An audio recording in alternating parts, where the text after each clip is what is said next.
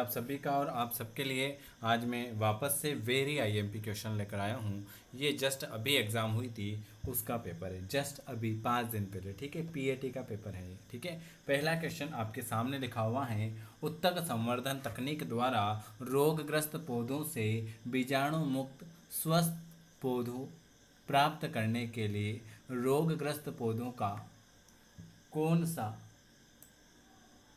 भाग लिया जाएगा? बताइए। उत्तक संवर्धन तकनीक द्वारा रोगग्रस्त पौधों से विषाणु मुक्त स्वस्थ विषाणु मुक्त, यहाँ से कट गया है पूरा, विषाणु मुक्त स्वस्थ पौधा प्राप्त करने के लिए रोगग्रस्त पौधों कौन सा भाग लिया जाएगा? तो वो जो लिया जाएगा वो एपिकल और एक्सिलरी मेरिस्टम, इन दोनों का लिया जाएगा। लिखा हुआ है, कौन सा रसायन पौधों में प्रति वाष्पोत्सर्जन के रूप में कार्य करेगा? कौन सा रसायन पौधों में प्रति वाष्पोत्सर्जन के रूप में कार्य करेगा? तो फिनाइल मर्क्यूरिक एसिड। कौन सा करेगा? फिनाइल मर्क्यूरिक एसिड लिखा हुआ है। अगला लिखा हुआ है, इसका आंसर तो बता दिया, फिनाइल मर्क्यूरिक एसिड। बुढ़ापा एक प्रक्रिया है जो रिक्त स्थान में होगी। बुढ़ापा क्या है? बुढ़ापा एक प्रक्रिया है जो किस में होगी?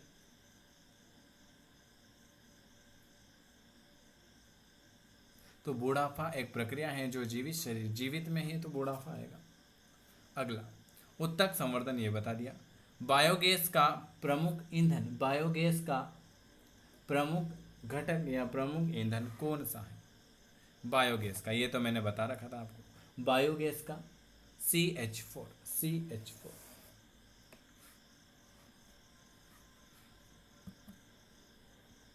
अगला, कौन सा क्लोरोप्लास्ट युक्त बाह्य त्वचावर्ती है? कौन सा क्लोरोप्लास्ट युक्त बाह्य त्वची कोशिकाएं हैं? बाह्य त्वची कोशिकाएं कौन सी हैं? कौन सा क्लोरोप्लास्ट युक्त बाह्य त्वची कोशिकाएं हैं? तो वो हो जाएगा रक्षक कोशिका, जो नया है। कल से आपकी एक सुबह क्लास चलने वाली है, तो आप सभी को एक बार यस लिखना है, ठीक है। मुझे इस नंबर पर व्हाट्सअप करना है। देखते हैं कितने कल 6:30 बजे से तैयार है ना। एक बार उस कमेंट के वजह मुझे इस नंबर पर व्हाट्सअप कर देना और इस चैनल को सब्सक्राइब कर देना और यस लिख देना अगर जो भी रेडी हैं कल सुबह 6:30 बजे से, जिसमें हम आपको आईएमपी क्वेश्चन करवाएंगे। तो एक बार सभी मुझे इस नंबर पर व्हाट्सअप करके यस लिखना, उसके बाद हम आपकी क्लास का अरेंजमेंट करते हैं। तो कल सुबह हो सकती है आपकी 6:30 बजे क्लास।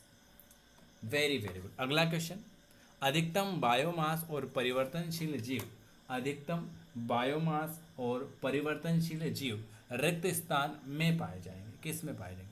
अधिकतम बायोमास और परिवर्तनशील जीव जो होते हैं ना, वो तालाब में पाए जाएंगे। किस में? तालाब में। अगला, अधूरा प्रभुत्व रिक्त स्थान द्वारा दिखाया गया है। अधूरा प्रभुत्व किसके द्वारा? अधूरा प्रभुत्व जो है मिराबिलिस के द्वारा। किसके द्वारा? मिराबिलिस के द्वारा दिखाया गया। अगला, जनवरी 2021 तक विश्व के 36 जैव विविधता हॉट स्पॉट में से कितने जो हैं वो भारत में हैं?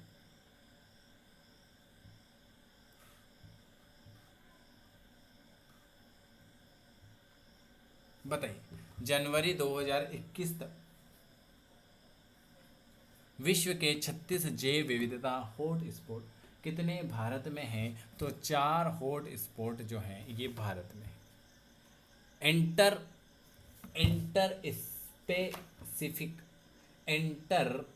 स्पेसिफिक हाइब्रिडाइजेशन में संभोग के बारे में कौन सा सही है?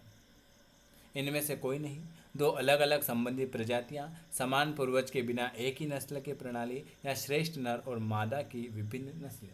तो एंटर स्पेसिफिक हाइब्रिडाइजेशन में संभोग के लिए कौन सा सही है? तो इसमें दो अलग अलग संबंधित प्रजातियां। अगला, रिक्त स्थान उत्तक जो होता है मृत कोशिकाओं का बना होगा। ये क्वेश्चन भी मैंने आपको करवा रखा था। कौन सा उत्तक मृत कोशिकाओं को स्क्लेरेन काइम में, स्क्लेरेन काइमा, स्क्लेरेन काइमेट्स, ये बताया था। स्क्लेरेन काइमा जो होता है वो मृत कोशिकाओं से बना होता है। चलिए, किस उत्तक में जड़ें, तने और पत्तियां बनती हैं जो पादप के सभी भागों से संबंध होता है? किस उत्तक में जड़, तने और पत्तियां बनती हैं जो पादप के सभी भागों से संबंध होता है?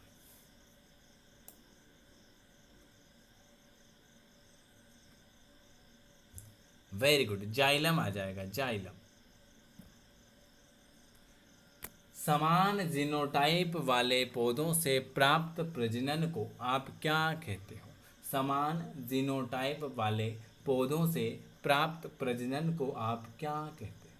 तो उसे हम क्लोन कहेंगे। क्या कहेंगे?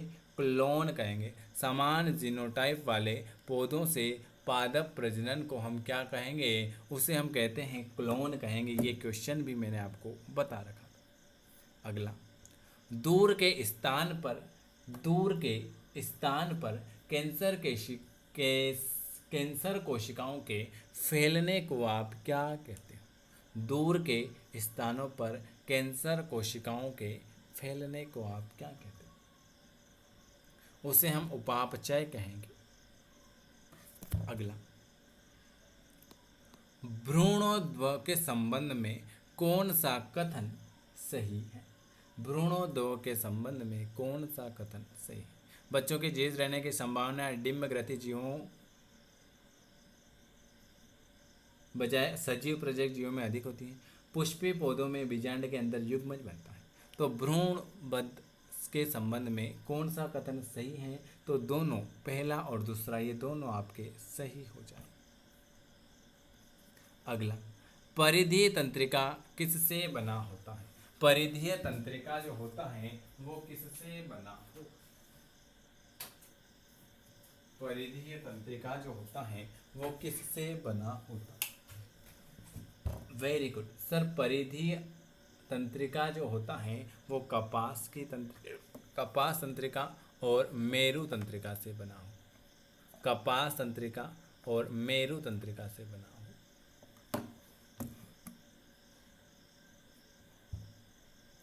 मृदा में उपस्थित किस प्रकार का जल पादप जड़ों के उपलब्ध रहता है? पादप जड़ों में उपलब्ध रहेगा।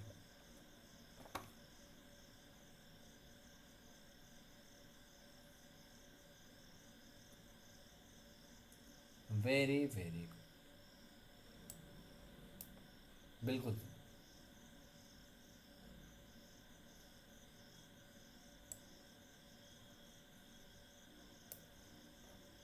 वाह, बिल्कुल। किसका आया? कितने नंबर का क्वेश्चन है वो? 116। एक मिनट हो, देखना पड़ेगा ना कहाँ। 116 नंबर का। Very good. केशिकी तत्व, केशिकी तत्व, ये क्वेश्चन भी बता रखा। मृदा में उपस्थित किस प्रकार का जल पादप जड़ों के में उपलब्ध होता है? केशिकी तत्व। कौन सा जल में घुलनशील विटामिन है? ये सब मैंने आपको बताया था। KEDA, KEDA, KEDA। ए, चलो ये तो नहीं है। के, ये भी नहीं है। डी नहीं है। ये कहीं है? कीड़ा, कीड़ा कहीं में है, ये है कहीं में। गई भैंस पानी में, भैंस बी, ये रहा। कौन सा जल में घुलनशील है? तो बी, भैंस। बी और सी ये जल में घुलनशील है और ये है वसा। ठीक है, चलिए। कई भैंस पानी में। फूल के पौधों में निषेचन की खोज, ये भी बता रखा मैंने आपको। फूल के पौधों में निषेचन की खोज फूल के पौधों में निषेचन की खोज राउल बी स्टासबेगर ने किस वर्ष की थी?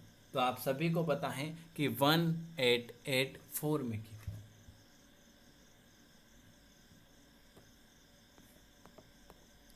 कीटनाशक के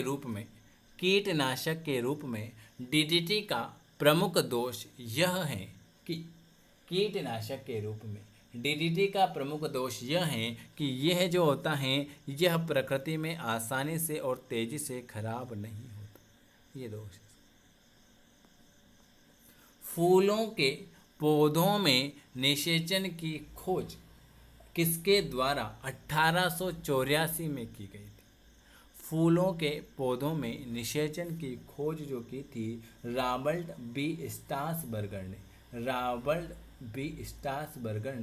1884 में की। और ये क्वेश्चन सेम टू सेम ये देखो, ये यहाँ पूछा था। फूलों के पौधों में निषेचन की खोज रॉबर्ट बी स्ट्रासबर्गर ने कब की थी? 1884। और ये यहाँ पर ये का ये क्वेश्चन आ चुका है 1884। ठीक है। उस विकल्प का आपको चयन करना है जो केवल, ये भी बता रखा, जो केवल जीवित जंतुओं को दर्शाता है। जीवित जंतुओं कौन दर्शाएगा? तो आप सभी को पता है कि व्हेल और चूहा जो होता है ये जीवित वस्तुओं को दर्शाएगा। चलिए अगला, त्रुटि आपदा सिद्धांत किसके द्वारा प्रतिपादित किया गया था?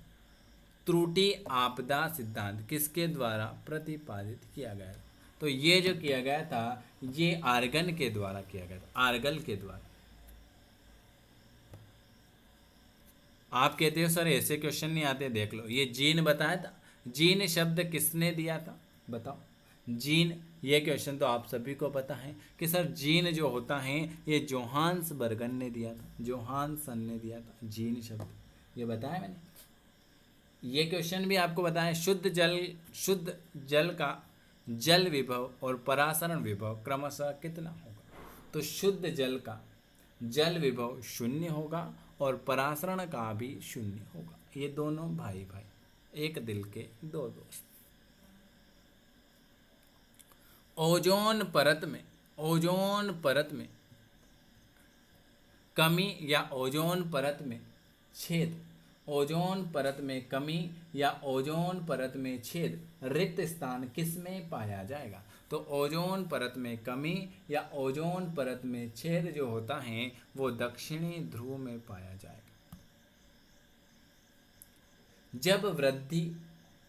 जब वृद्धि करता पादप प्रकाश को संसूचित करता है, एक हार्मोन्स जिसे आप क्या कहते हो, यह जो होता है यह प्रवाह के अग्रभाग में संश्लेषित की लंबाई में वृद्धि में सहायक होता है। तो यह जो हो जाएगा यह ऑक्सीन हो जाएगा।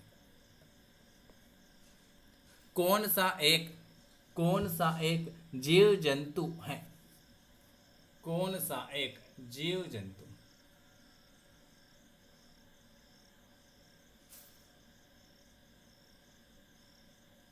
कौन सा एक जीव जंतु? तो जीव जंतु जो है वो है आपका बिच्छू। अगला क्वेश्चन 30 क्वेश्चन। क्लोन शब्द लैंगिक जनन द्वारा बनने वाली, क्लोन जो होता है,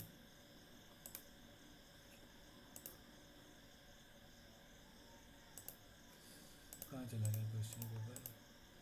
क्लोन जो होता है, क्लोन शब्द लैंगिक जनन द्वारा बनने वाले संतानों पर लागू नहीं किया जा सकता है, क्योंकि